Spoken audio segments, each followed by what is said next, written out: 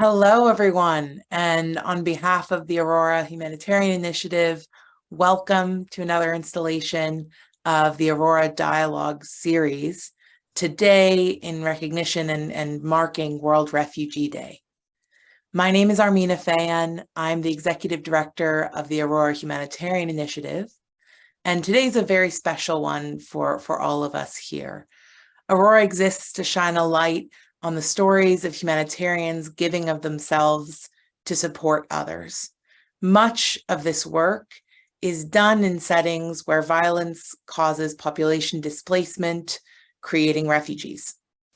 Furthermore, Aurora was founded out of the gratitude felt by descendants of Armenian genocide survivors for their saviors. These survivors became refugees who then settled all around the world, creating a diaspora. And this is a story that we see playing out time and time again today. To meet the moment, we've got a formidable lineup for you today, including 2 Aurora laureates, one of our founders, and our host for the discussion, Sasha Chanoff. I'm going to say a few words about Sasha to introduce him, and then pass over the mic to the bulk of the story today. Sasha is the founder and CEO of RefugePoint, an organization that advances solutions for refugees through resettlement and self-reliance efforts. He's the co-author of From Crisis to Calling, Finding Your Moral Center in the Toughest Decisions, a book about moral decision points that can shape and change our lives. Sasha is a Goodwill Ambassador for the Aurora Prize, which has partnered with RefugePoint to expand support for refugees. Sasha and RefugePoint have been recognized widely for their work, including by the White House, Harvard Center for Public Leadership, the World Economic Forum, and beyond. In addition to all of that, as we said, Sasha is a Goodwill Ambassador for Aurora and a good friend of the initiative. And thank you to him and to RefugePoint for hosting this event and for partnering with us here today. Sasha, over to you. Thanks so much, Armine. What a pleasure to be here with you all on this very distinct day, World Refugee Day 2023, when more than 110 million people have been forcibly displaced from their homes. That's about 1 out of every 74 people in the world. We're really pleased also to name as a co-host here the Network of Engaged International Donors Global, which has brought a community to this conversation as well. And it's thrilling to be here to talk about the Aurora Prize and the Aurora Dialogues and what is happening today in the world. The biggest displacements are coming from Ukraine, Syria, Afghanistan, where more than 5 million people have crossed a border in each of those countries and fled to another country. The UN Refugee Agency just came out with their Global Trends reports, which is highlighting the vast and escalating forced displacement. But in this, there are many beacons of hope and light and aspirations. One of the aspirations is the importance of elevating the voices and leadership of refugees themselves and people who are from the communities impacted by conflict. In fact, in 2016, during the World Humanitarian Summit, the leading funders and governments and organizations involved in humanitarian response came together to say, we need to change humanitarian action so that the power and leadership comes from the grassroots, from the ground up. And there was an aspirational goal of getting 25% of the world's funding, which averages between $30 and $50 billion a year, into the hands of those grassroots communities. And yet 5 years after that World Humanitarian Summit, we have not reached those goals. In fact, we have not even come close to 25%. Less than 1% of humanitarian aid goes into the hands of local communities. The Aurora Prize is a shining exception for this. A key to, I think, what is the future of humanitarian response. We're going to hear more about that today and talk to 2 of the Aurora Prize winners. But it's my great pleasure now to introduce and turn it over to Noubar Afeyan, a co-founder of the Aurora Prize for Awakening Humanity, along with Vartan Gregorian and Noubar and Ruben Vardanyan. I will just say something about Vartan Gregorian, the late Vartan Gregorian, who was a real moral giant in the world, and I think really inspired generations of us to find our moral center, to act on behalf of humanity. And I know that his DNA and his words and his actions joined together with Noubar and Ruben have really elevated and made the Aurora Prize what it is. So I'm pleased to turn it over to you, Noubar. Thank you, Sasha. World Refugee Day 2023 has a great meaning for me. In 1975, my family and I fled from Lebanon during the Civil War, seeking refuge in Canada, much as my grandparents had fled the Armenian genocide. We arrived in Montreal when I was 13 years old. I had never ridden a public bus and never seen snow. I feared the uncertainty ahead of me.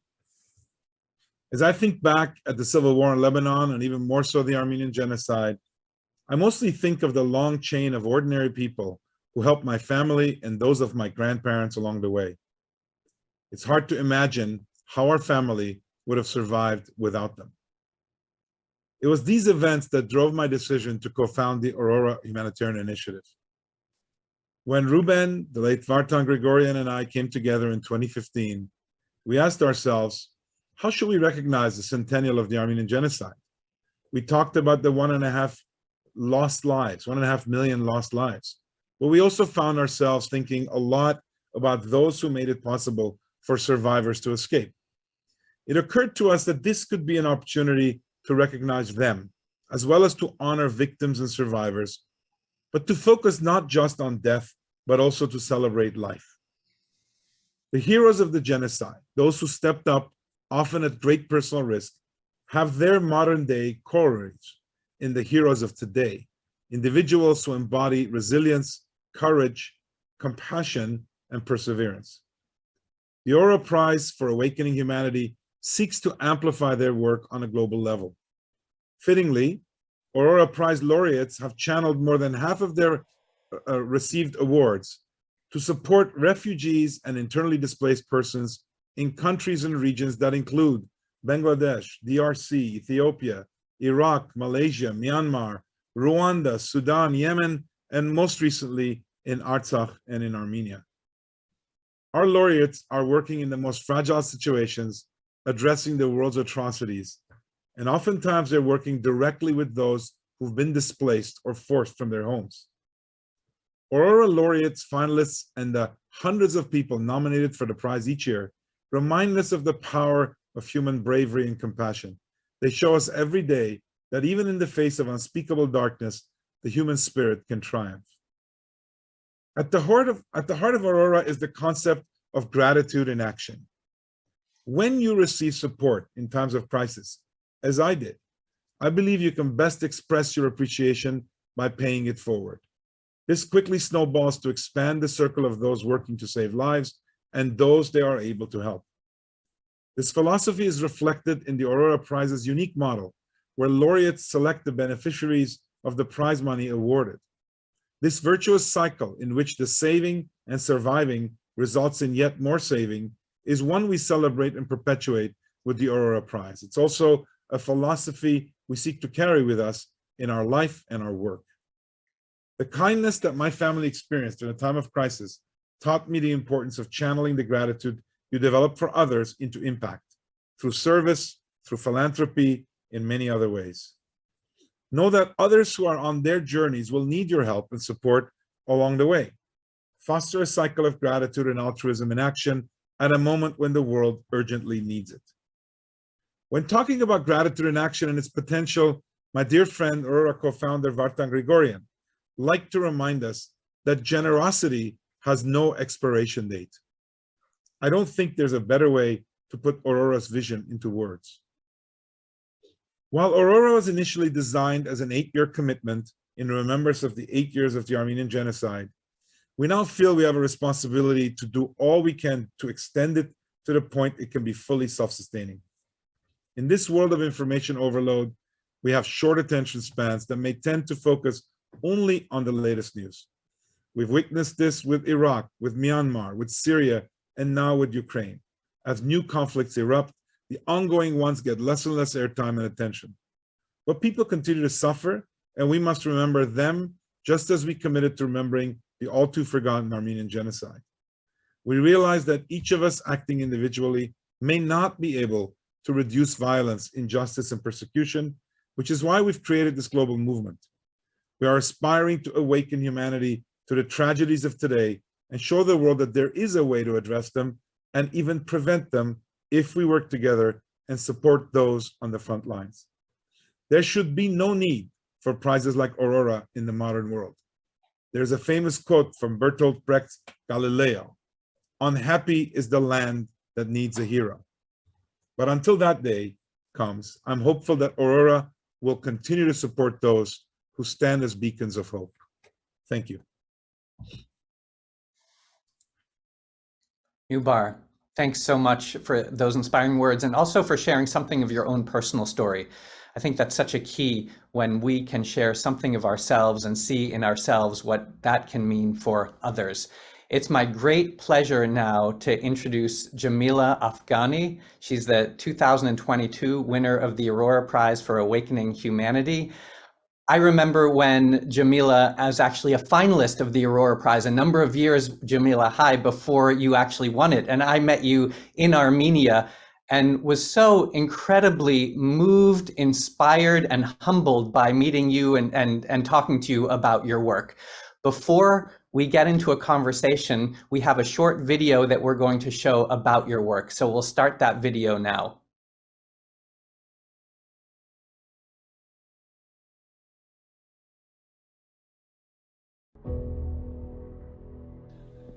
I started my life journey as a young disabled girl from a conservative family where education was considered a shameful act. So was my disability.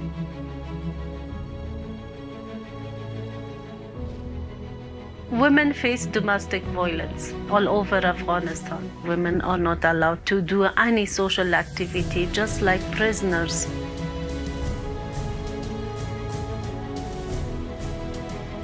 On 15th of August, Taliban take over. In this life of 40 years, this is the 6th time I'm becoming refugee. We established our center by the name of Noor Educational Center. Noor means light. I believe that education is like a candle that can reduce the darkness and it light up many other candles around it.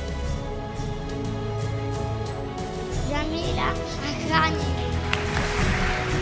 Sometimes we believe that there is no humanity in this world anymore. But Aurora proved that humanity is still alive. I'm really thankful. I'm really humble. Thank you very much.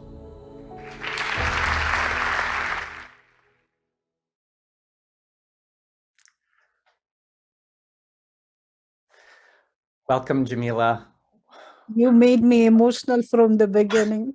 I feel emotional too. Jamila, where are you right now? I'm in Canada. You're in Canada. Where? Yeah. In Canada. And in that video, it said that you have become a refugee 6 times. What can you just, what does that even mean? When you were young, you fled, and then went back. Can you share something about that? Yeah, unfortunately, this is the 6th time that I'm getting refugee. When I was 10 years old, only 10 years old, I got refugee because of Russian invasion in Afghanistan. And that time we fled to Pakistan. Then after some time, I was able to come back to my country and work after 9/11, and I continued for some time. But fighting with corruption, with patriarchy, with injustice, it was not an easy. Then I was having a lot of life threat. Then I had to flee again. I was sometime in Turkey. Then I was in Bosnia, Herzegovina for some time. Then I returned back to my country and I keep doing some of the activity I was doing. Then I was again forced to flee again because of the threats I had. Then I was also, for the second time, I went to Turkey for some time. Then I came back to Afghanistan. I continued my work. Then I had to flee the last time to Norway on 26th August, when Taliban take over Afghanistan on 15th of August. I spent 1 year in Norway, and unfortunately the climate, the weather was very bad there, although the people were very nice. Due to my disability and my physical condition, I prefer to get to go somewhere else. And of course, Canada was a better option. Wow. So now, since last 10 months, I'm living here in Canada. Okay, okay. Well, great to see you here in Canada. You know, when I hear you talk about becoming a refugee 6 times, it highlights for me the amount of time that people spend as refugees. Today, there are more than 110 million people who are forcibly displaced. About 1/3 of those have crossed an international boundary and are refugees. But it takes sometimes 10 or 20 years, or in many Afghan cases, 30 or 40 years before people go home. You've done extraordinary work in Afghanistan and abroad supporting Afghanistan. And of course, we know the devastation that Afghanistan is undergoing right now. The UN Human Rights Council is meeting right now, today and yesterday, and Afghanistan is high on the agenda. Can you share with us? We have many questions that have come in around what's happening right now in Afghanistan. What forced you to flee, and what are the conditions there on the ground right now? Unfortunately, the situation on the ground is getting very bad. This is 25 years of my life that I have spent as a women activist for improving the situation on the ground for Afghan girls and women. And unfortunately, by takeover of Taliban, the situation got worse. Everything got totally opposite. All of our achievements went down. And by taking over of Taliban, every month they are announcing a new ban on restriction on women. And today, like Afghanistan is the single country on the planet Earth that girls are not allowed to go to school, women are not allowed to do their jobs or employment. Women are banned from the public parts, for walking on the street, from any act of political participation. In simple words, I can say that women are imprisoned in their homes for the crime of being women, for being human beings. This is the situation on the ground. Humanitarian crises are at peak. People are not having enough food. Sanctions of international community on Afghanistan banking system paralyzed the private sector as well. People are selling their children to survive for a few days and to have a little bit food for rest of the family members. People are forced for illegal migration. Believe me, every day from our relatives, we are receiving the news that their sons and daughters are killed during the illegal migration. And some people are drowned in the water everywhere because of the forced illegal migration. A large number of Afghan women activists are right now in Pakistan, Islamabad, and in Iran, waiting for their visas to arrive from the USA and some other countries. Even they do not have any financial support. Some of women are forced for prostitution to continue their life there in Pakistan and Iran. And I have heard so many bad news, especially nowadays, that Pakistani police and Irani police are enforcing them for the visas. Even single visa is for more than 1,000 USD dollar, and they have nothing to do that. So we are facing in such a dilemma situation. And for those of us that we have reached to USA and Canada and some other countries, like we have put everything back. Like we have started a life from zero. Like me with my 25 years of experience, now I have to start here the life in Canada from zero, from just from scratch.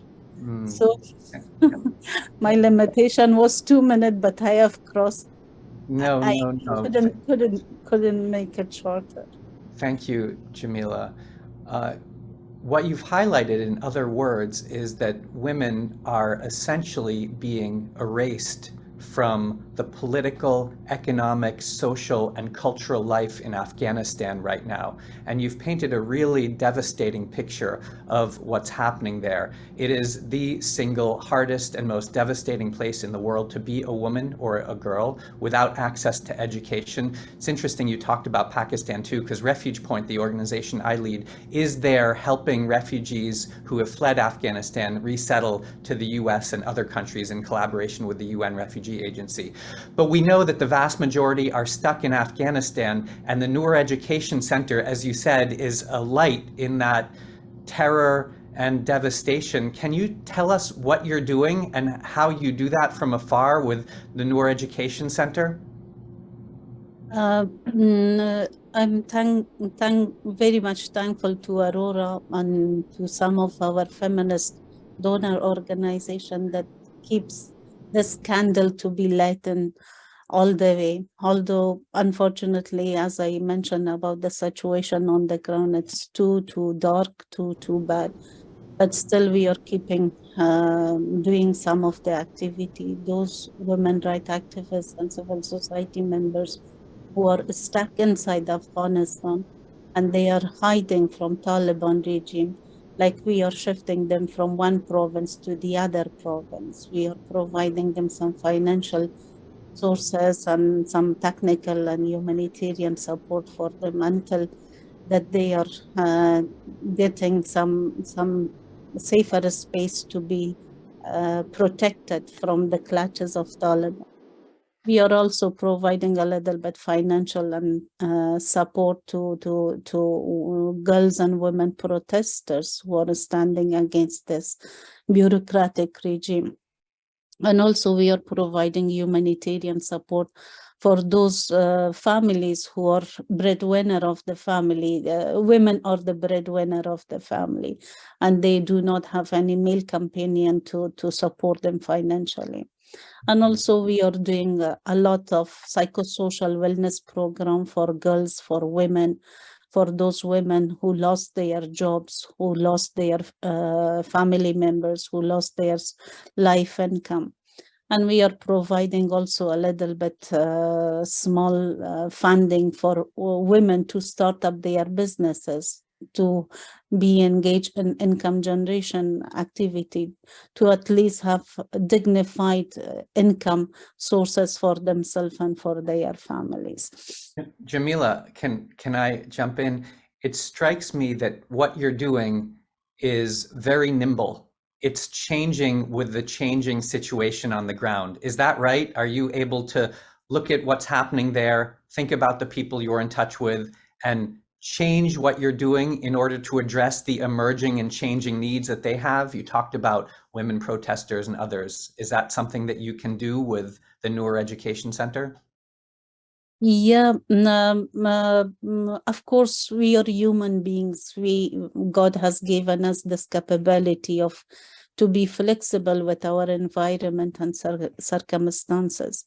And of course, Taliban are taking over the country. They are a small number of people, but rest of population of Afghanistan are around 40 million people. They are living inside the country. They are having the experience of every minute under that regime. So they have to find ways to continue living and continue their days and nights. So that's why we are adopting ourselves, our activity according to the need of time and according to the demands of our sisters inside Afghanistan.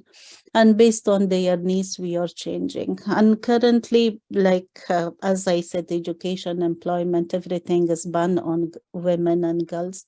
So those activities that we can help women from inside their home, that is our ongoing activity. We have home-based schools, we have home-based small businesses, that women can remain engaged. And we combining all these activity with our psychosocial programs in order to keep women that the power of resilience, that power of fighting back and addressing the situation.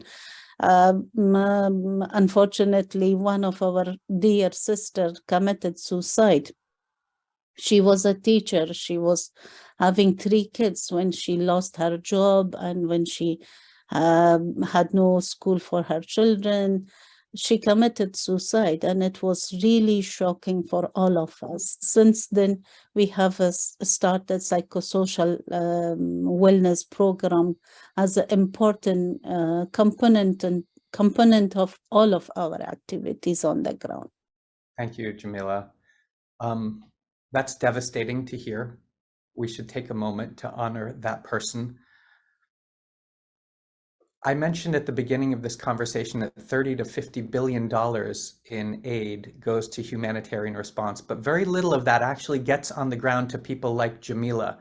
And Jamila, as I listen to you, I have a message for everybody listening here, which is that if you care about women and girls, if you are for women and girls, if you stand for the human rights of women and girls, Jamila is the person that you should be supporting.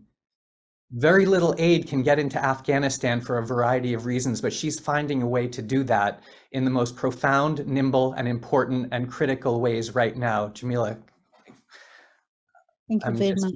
Incredibly moved by the work that you're doing. Do you see any kind of hope or change in the future? What do you hope for? What could change? What could be better?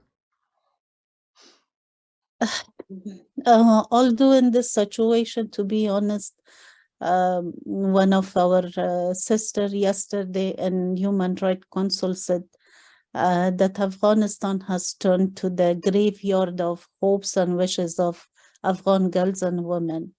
So that is the real sentence that I can repeat it about the situation. But I believe in God. I believe in humanity. I believe in the power of goodness. I believe in the power of people of Afghanistan. We will come back again. We will stand against this darkness, and we will continue our fight for our children, for tomorrow, the new generations of the country. And I believe that never darkness remain forever. After a very deep, dark night, there will be day. And I'm hoping, I'm waiting, and I'm working for that dawn to come back. Mm-hmm. Thank you, Jamila. What also strikes me is that I know you, of course, but I know many other extraordinary Afghan activists who are in the US and who are around the world taking action on behalf of those still in Afghanistan. Do you have the support you need in Canada? Do you have a community around you? I know you have your family there. I was watching videos about you earlier today and last night. Do you have a community and the support you need in Canada? Are there people in Canada who can help you and others like you in ways right now? We have some support, but still we are new. Yeah, still we are new, but we are struggling because we are also far from the Toronto or Ottawa, where are the base. We are living in Kitchener, so there is a little bit lesser resources and opportunities. Yeah. So yeah, of course, definitely there is need of more coordination, more support. It's one of the things I really love about the Aurora Prize is that it enables you, gives you $1 million to give out to others, but also supports you to some degree personally as well. And that's so critical because we all see that when you have the support you need, you can be your best in terms of the actions that you are taking on behalf of others. And you are a bridge for us into the lives of women and girls in Afghanistan right now.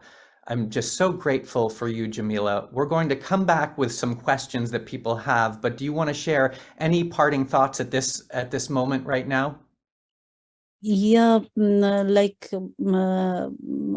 would say that to be honest, this is not that I'm a laureate of Aurora for 2022, but this is the words from bottom of my heart, that this is really a platform, gratitude for action. This is the real platform that recognize the leadership of those people who are putting their life in danger and working and supporting others around them. This is what that our today's world in need.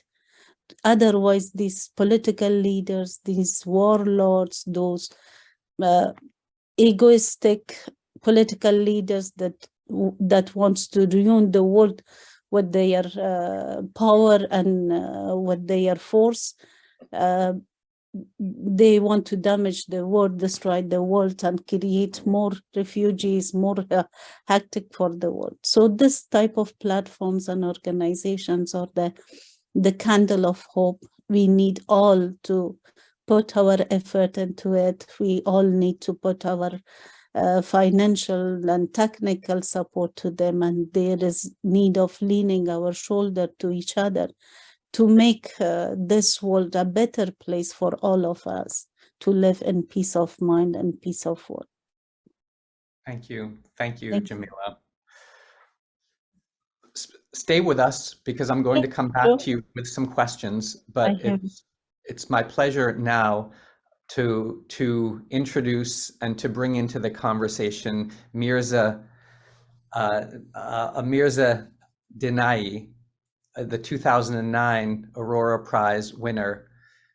When we think about what's happening in Afghanistan, it is shocking, devastating, and probably the single worst place in the world to be a woman. A number of years ago, one of the worst places in the world to be a human being was in Iraq if you were among the Yazidi people. And so it is my distinct honor and pleasure to bring Mirza into this conversation. But before we start talking, Mirza, we have a brief video about your work that we're going to show to people. So we'll air that video now.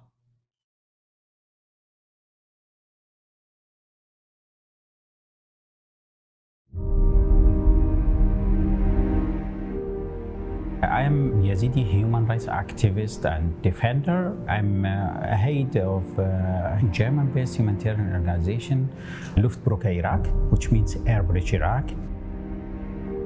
In 2014, ISIS occupied the whole region Sinjar where Yazidi lived. I knew all these areas and I volunteered to fly with a helicopter. That day, we were much overloaded. After takeoff, the helicopter lost the balance and crashed. The pilot died. Others survived by miracle. I said, there is a reason that I survived, and I have to work for this reason, and it's not time to die. Mirza Dinnayi.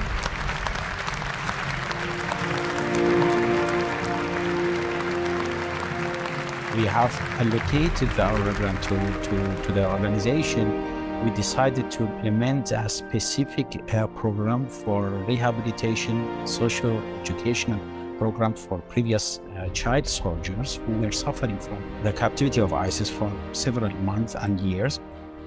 With the Aurora grant, we established also a multifunctional cultural house, called it House of Coexistence.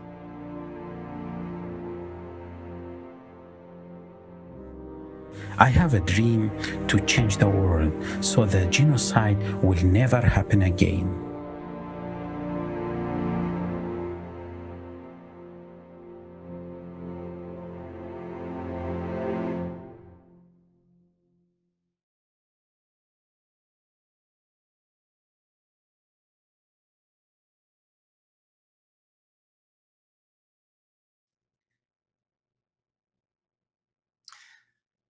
Thanks, Mirza, and welcome. You know, I've been watching videos about you and met you a number of years ago as well. And one of the things I'd love to start with is if you could paint a little bit of a broader picture around what's happening with Yazidi in Iraq and that time a number of years ago when they were forced to flee to a mountain and the world took note of what was considered a genocide against the Yazidi. Please paint that picture for us. Thank you very much, Sasha. I'm happy to be with you in this special day for the International Refugee. And I think the most of the co-founders and also most of the laureate and of Aurora Prize, they have something in their background as a refugee or the parents were refugees. Anyway, the problem of the Yazidi is a plight that is transgenerational plight because the neighbors, unfortunately, they were considering Yazidi all the time as infidel. Therefore, the Yazidi were very easy victims of radical groups during the history. Yazidi survived 72 genocides in the past, and unfortunately 2014 as Islamic State, so-called ISIS, raised the first target of ISIS was in Iraq,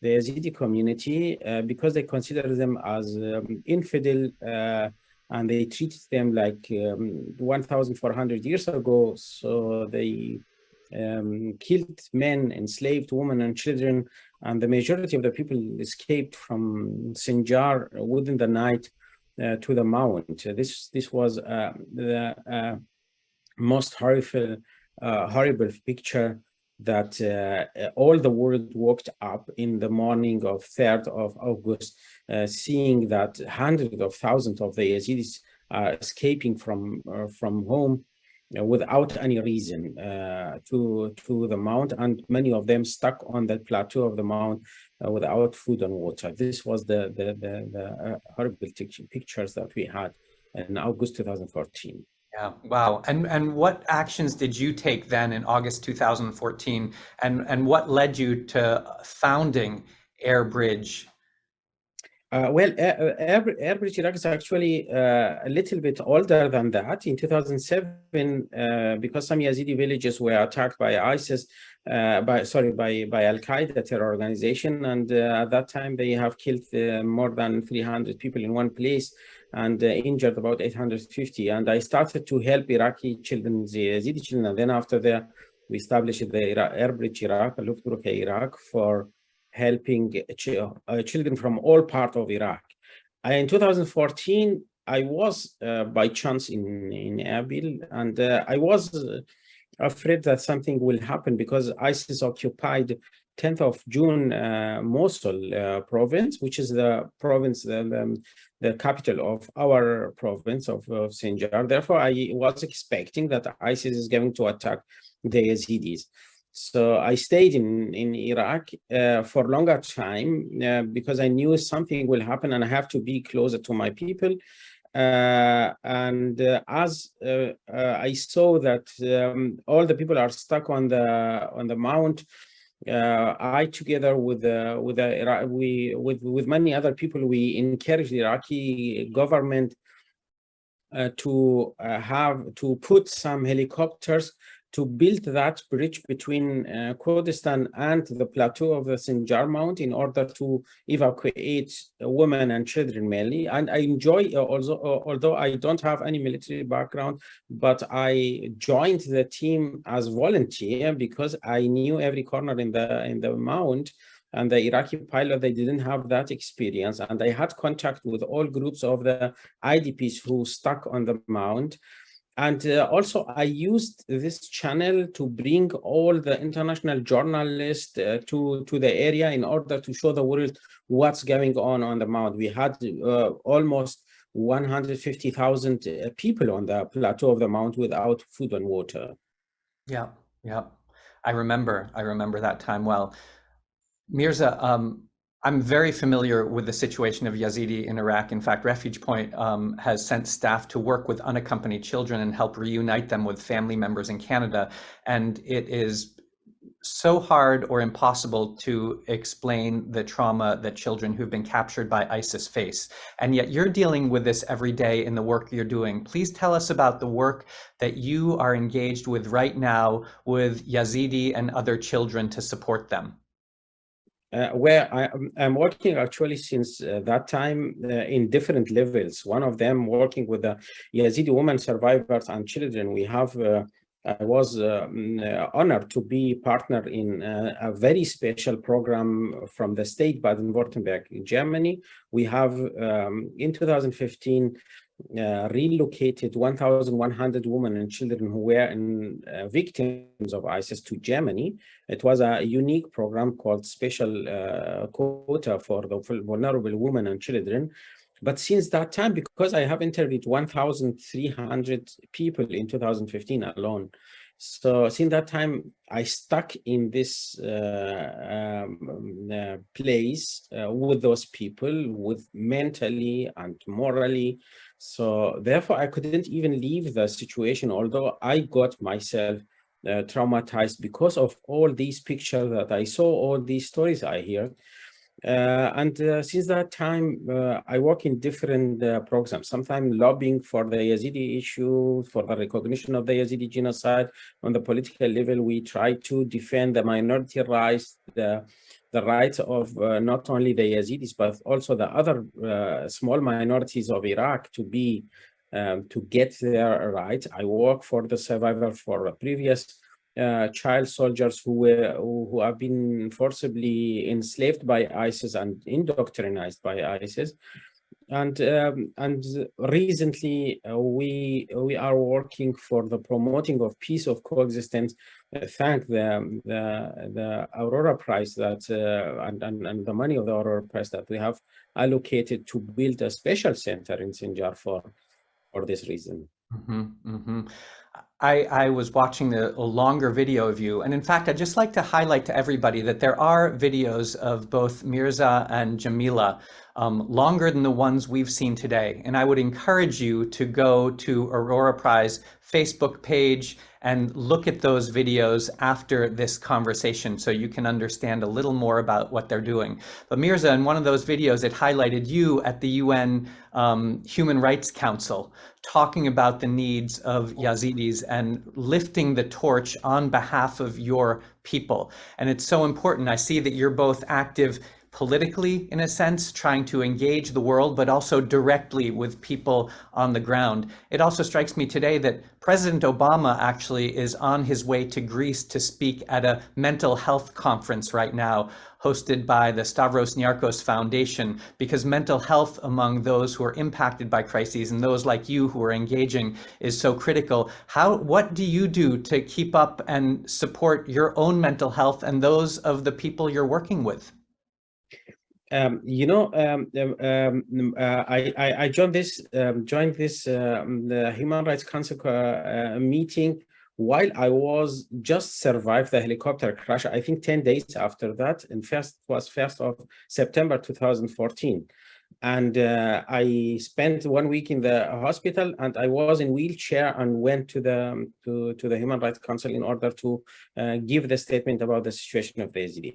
I think my personal experience was as I interviewed the first 200 women in 2015 who were in the captivity. I was completely traumatized, and I couldn't sleep I was crying every day, many times.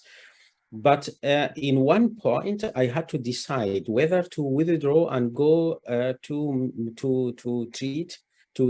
any treatment, to any clinic to treat myself from the trauma that I got, or I have to follow up my goals. And in one moment, I asked myself, when I leave Iraq, when I leave this work, who is going to replace me? And whether it is correct or not, I was completely convinced if I leave that work, the whole project will be destroyed and I will feel forever guilty. And I think that gave me a power to do it. It is very painful to do in this humanitarian field everywhere, in Afghanistan, in Myanmar, in Iraq, in Rwanda, in everywhere. When you are dealing with the victims, when you are dealing with those people, refugees, IDPs who have been victimized by violence, men, women, children.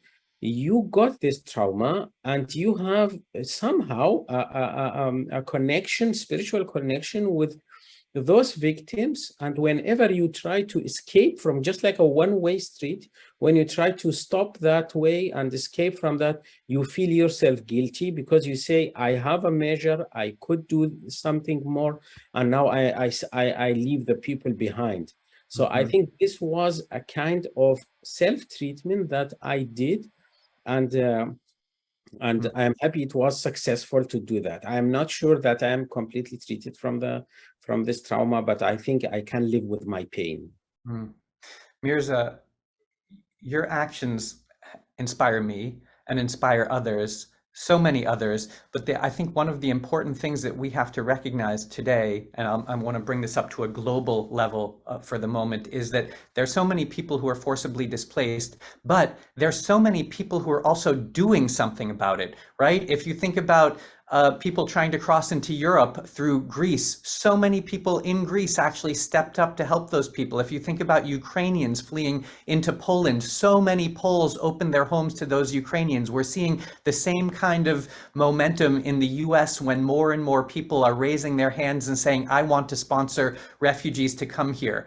What can we do to support Yazidis today? I know that Nadia Murad won the Nobel Peace Prize for as a Yazidi survivor of violence herself, and she's called attention to this issue just as you have. But what do you want to share with all of us today, and what can we do to support the Yazidi people? Let me tell you the plight of the Yazidi. Still, we have about 70% of Yazidi people who escaped from Sinjar who are still IDPs in different areas. They cannot return back. Sinjar area became, unfortunately, geopolitically a disputed area between neighbor countries, between the domestic forces in the region, between different militia groups.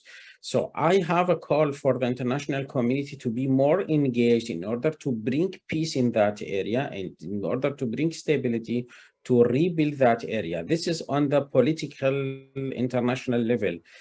Also individually, everybody of us, I think humanity is a duty of everybody. Just we should be waked up and see where I can be needed, where I can deliver a help for in any sentence, morally, politically, financially. I can do that, and I should do that. And everybody in the world is asked to help in any crisis we have. And unfortunately, on the global level, we have different crises in different places, and each one is worse than the others.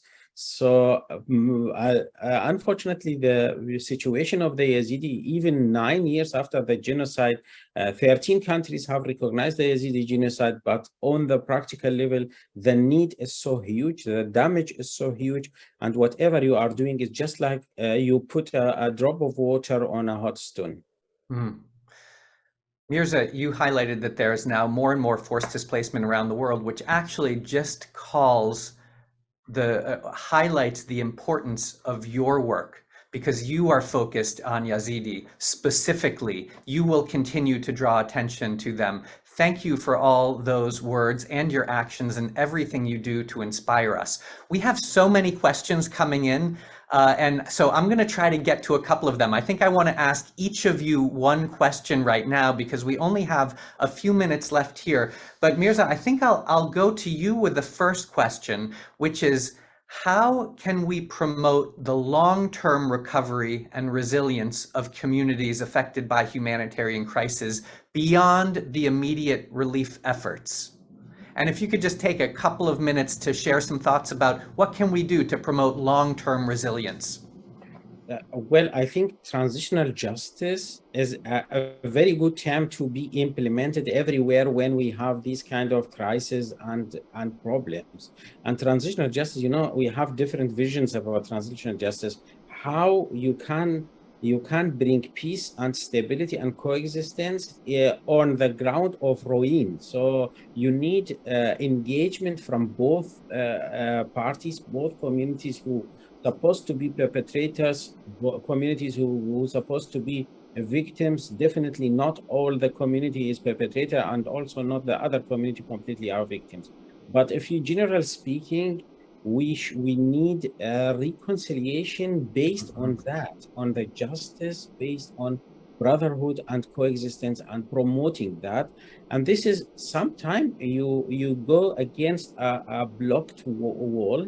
What you need actually to reactivate the humanitarian channels and humanity, channels of humanity between the human beings, and see the positive thing. It is easy to say, it is not easy to practice, but if there is a good spirit, and if it is a good politic, we can do that. We can make it happen. Thank you, Mirza. It's a fantastic point, the importance of transitional justice. Jamila, I want to go to you with one question. If you could just take a couple of minutes to answer it. There's so many questions that people are asking about you in Afghanistan. One of the ones that has come to the surface is it true that it's almost impossible for women to work in NGOs in Afghanistan today? And are there any ways around that kind of ban? The bans are saying that women are not allowed to work in NGOs. But as I said, like, we are finding ways to work around it. My organization, my colleagues are working. We are not going on regular basis in the office, but mostly we are working through online. Maybe on weekly basis we are going to office. And there are some cracks or some ways that we work through that. One is the private sector.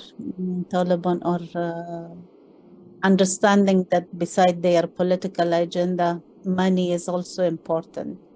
And now they are looking through financial or economical activities. So this is an area that they are a little bit flexible.